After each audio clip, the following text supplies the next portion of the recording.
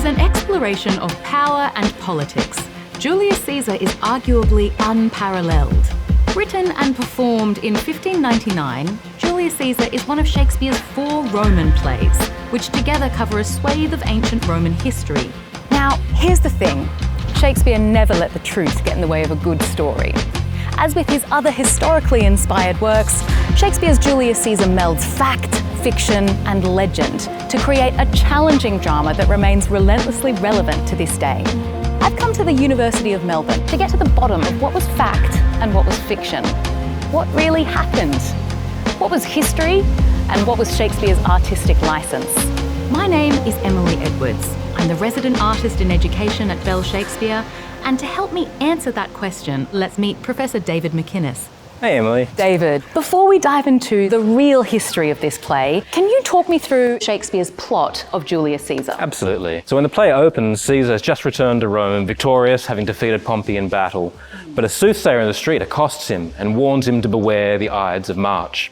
Cassius is getting pretty anxious about Caesar's potential power grab here, thinks he might want to be king.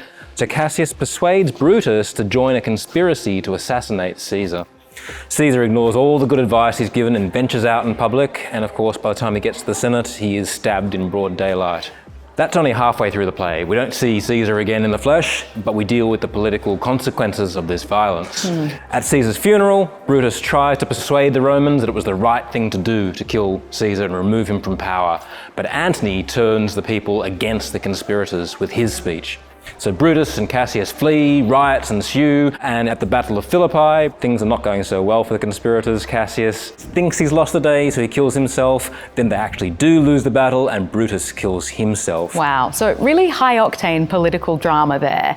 Tell me, how much of this is actually real, and how much of this is just Shakespeare using his artistic license? Shakespeare was a playwright, not a historian, so I'm imagining there's quite a bit of liberty taken there, but let's go ask a real historian. Let's go meet my colleague, Frederick Verveet. Let's do it.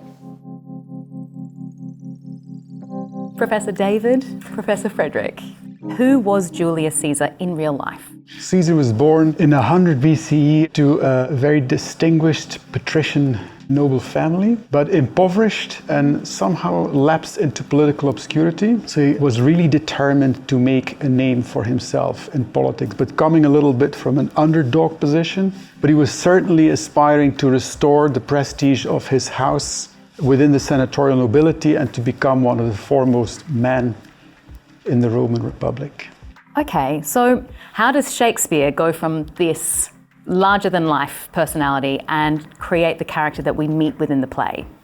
So I think we need to remember for the English, they're a bit ambivalent about who Julius Caesar was. On the one hand, they admire his political genius. They're aware of how tragic his spectacular death is.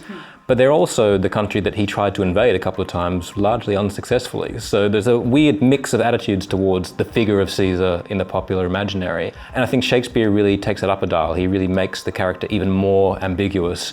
And he does that by leaving out certain key things about him. So we don't see in Shakespeare's Julius Caesar him actually being offered the crown and refusing it. We hear about that, but we don't get the chance to see Caesar resisting temptation or responding to temptation, and so we can't really tell what kind of a man he really is. Does he really want to be king, or is that just what people are saying about him? It's up to you to decide as the audience. So I think there's a bit of restraint on Shakespeare's part there, where he asks the audience to fill in the gaps and he leaves certain things left unsaid. What are some of the big things he changes, those key differences that are quite compelling for an audience? So the assassination in the play happens publicly. So these bigger political questions come into play. They can't pretend they don't know. Yeah. They've all witnessed this thing, and then they have to make up their minds about it. I find it fascinating, David, because we all know that really Caesar was stabbed in the theater of Pompeii during a meeting of the Senate next to Pompeius's towering statue, so the irony, of course.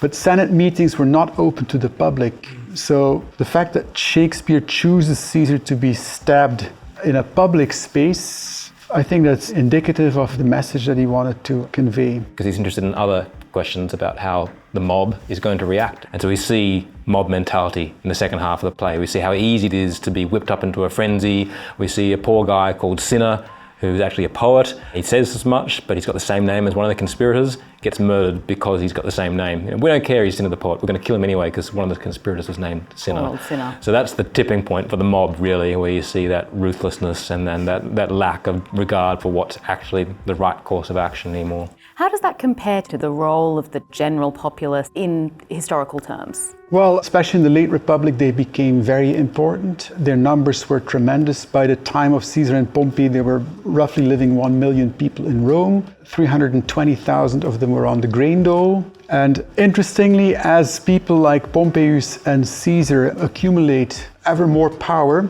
we also see a distinct ramping up of spectacles to cater to the mob. So they know that the Roman mob is very important in terms of their power and status and standing in the city, and they shamelessly cater to the tastes of the mob. Fascinating. So we can tell that they understand the power of the Roman populace because we see them pandering to them. And for the people, interestingly, places like the circus or the theater are venues par excellence where they can give their approval or vent their anger at policies or measures of the ruling strongman. And they were very attuned to that. All right, so there's also the timeline. That's different from the true history. Will you speak a little bit to that? From historical accounts, the conspirators flee Rome and they spend quite a bit of time in the Eastern Roman Empire, time to mint commemorative coins, to try and galvanize support for their cause and to really ensure that the Romans understood that they were the liberators of Rome, not the enemies of Rome. To mount a PR campaign. Massive PR campaign, right? But then Shakespeare condenses 2 years' worth into a matter of hours or days. So he really is mining this for dramatic potential and urgency rather than telling the story as history would have it told, if you like. So and create pressure cooker as a result by ramping up that tension. Which is his favourite go-to. I'm interested in the soothsayer, because beware the Ides of March is probably the only other really famous line from this play that everyone knows. It's a bit like the witches in Macbeth, like how seriously do you take what they say? There would have been people who gave Caesar warnings because after all, 40, 50 people were involved in this conspiracy. People talk. Yeah. The aristocrats, they're all sleeping with one another. There would be a lot of pillow talk. Caesar himself was very lax and arrogant about his personal security. He did not wear a Kevlar jacket to work. He had no real bodyguard because all these people, most of them he had appointed to their positions. They were all making careers under him, and I think he just disregarded the warnings. Do you think it was arrogance or do you think it was political savvy? Was that a choice that he was making to try and seem accessible? I think he just fatally misread the room because I don't think he had a desire to die. He had crazy plans for the future. He desperately wanted to be loved and liked, and he may have taken that for granted. Okay, so what's the legacy of Julius Caesar? Is it the true history or is it the play?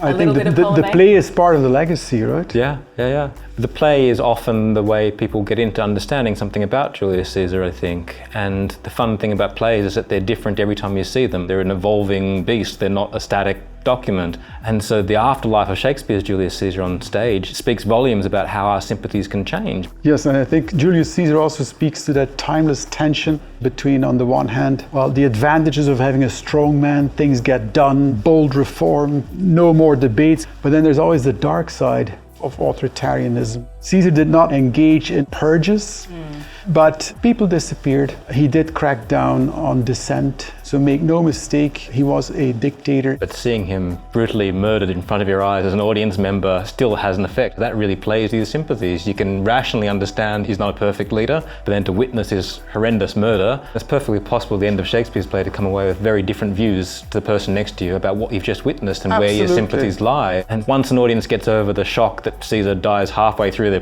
play named after him, the most shocking next thing is that the play ends by praising Brutus. So there's some really interesting fork in the road moments in this play, I think, that permit multiple responses. Yes. Wonderful. Well, as always with history and with Shakespeare, we can't help but try and make sense of either through our own experience. That is a wonderful place to leave it, gentlemen. Thank you so much. Thank you, Frederick. I learned so much hearing from you. Well, thank you, Emily. Thank you, David. Well, I hope you know you're fun. on speed dial now. We'll be calling you with all of our ancient civilization questions. Next time, we move from the history books to Shakespeare's script, exploring his fascination with rhetoric and the power of the spoken word in Julius Caesar.